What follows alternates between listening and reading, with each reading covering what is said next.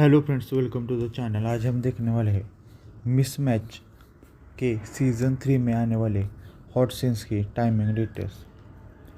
तो ये सीरीज़ आप नेटफ्लिक्स पर देख सकते हैं।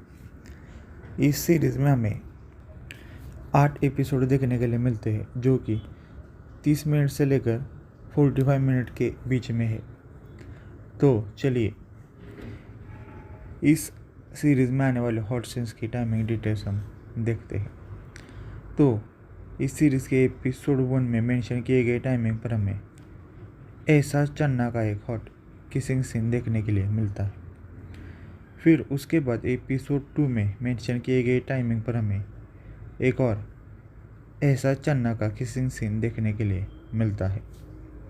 फिर उसके बाद एपिसोड 2 में ही मेंशन किए गए टाइमिंग पर हमें प्राजक्ता कोहली और रोहित सराफ के बीच में एक किसिंग सीन देखने के लिए मिलता है। फिर उसके बाद मेंशन किए गए टाइमिंग पर हमें प्राजक्ता कोहली और रोहित सराफ के बीच में एक बेडरूम सेक्स सीन देखने के लिए मिलता है।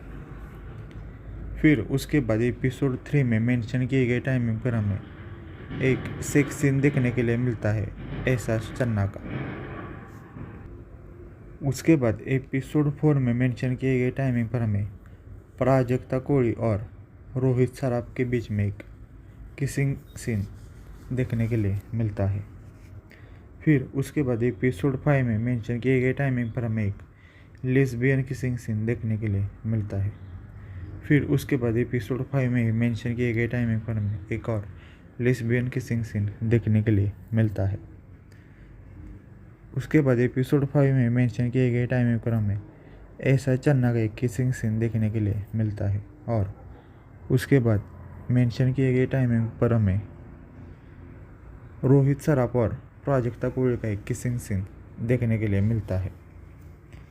फिर उसके बाद एपिसोड 6 में मेंशन किए गए टाइमिंग पर हमें रोहित सराफ और प्राजक्ता कोहली का एक किसिंग सीन देखने के लिए मिलता है। और आखिर में एपिसोड 8 में मेंशन किए गए टाइमिंग पर हमें रोहित सराफ और प्राजक्ता कोहली का एक हॉट किसिंग सीन देखने के लिए मिलता है।